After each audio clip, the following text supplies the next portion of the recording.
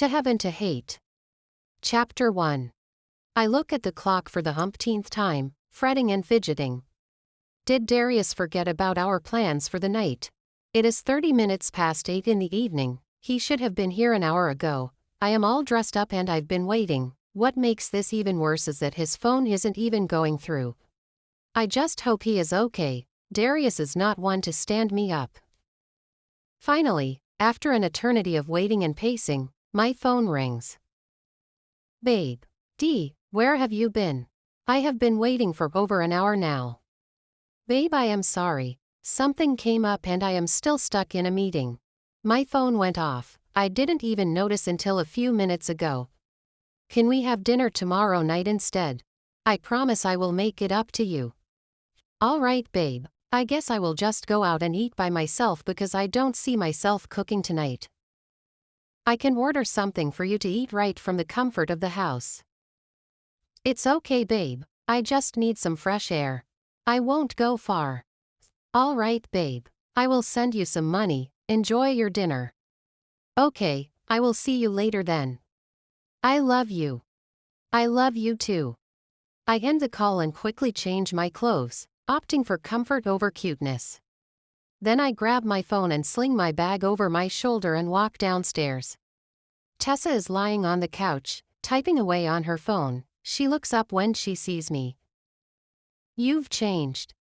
Yes, your father got caught up with work and won't make it for our dinner. I am heading out to eat and get some fresh air. You want to join me? No thank you. I already ate.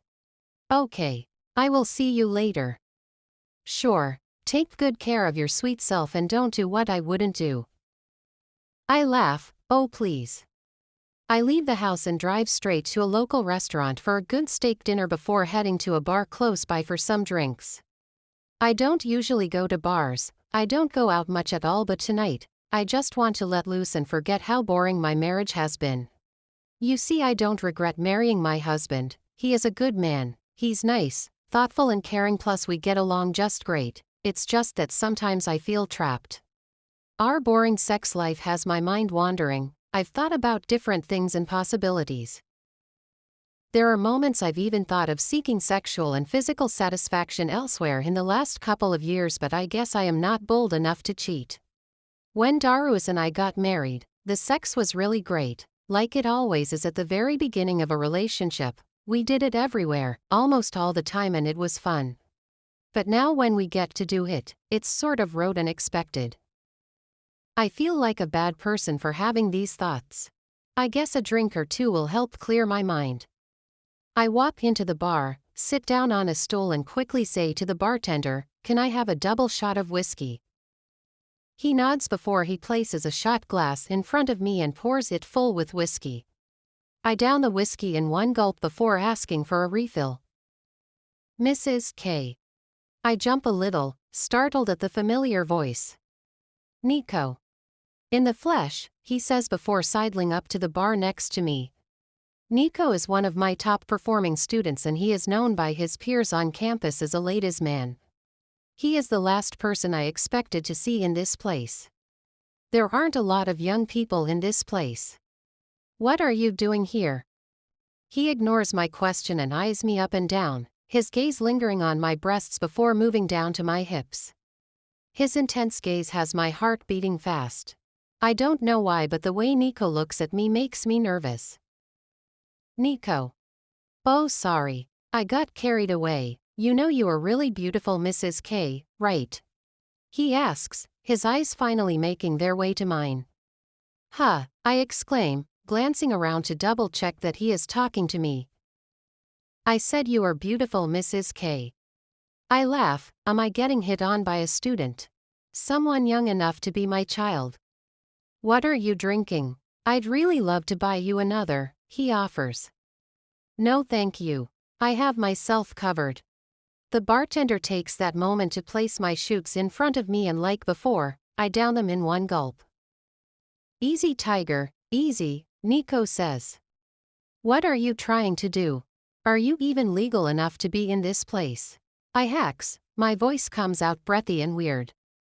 He smiles before ordering himself a vodka tonic.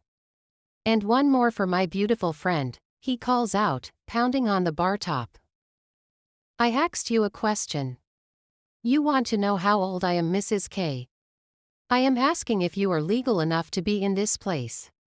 Shouldn't you be studying or working on your assignments? I am legal, he winks. And I am just excited to be sitting this close to you away from school grounds. This is a dream come true. What are you talking about? I don't know how you haven't noticed this, but I really like you. I get a boner just staring at you and hearing you speak in class. What? The bartender places our drinks in front of us before he responds. I reach for the shot glass and quickly toss the drink down my throat. I stare at him, our eyes meet. I pull back quickly, surprised at the zip of electricity. My heart beats fast and I feel my stomach clench in knots. Jesus, Penelope, get a grip. You are 43, not 20, and he is way younger than you. You are an adult. The line here is firm. I take several deep breaths before I find the courage to look up at him. You shouldn't be saying such things to me, I am your lecturer. Besides, I am way older than you and I am married. You being married doesn't scare me, he smirks.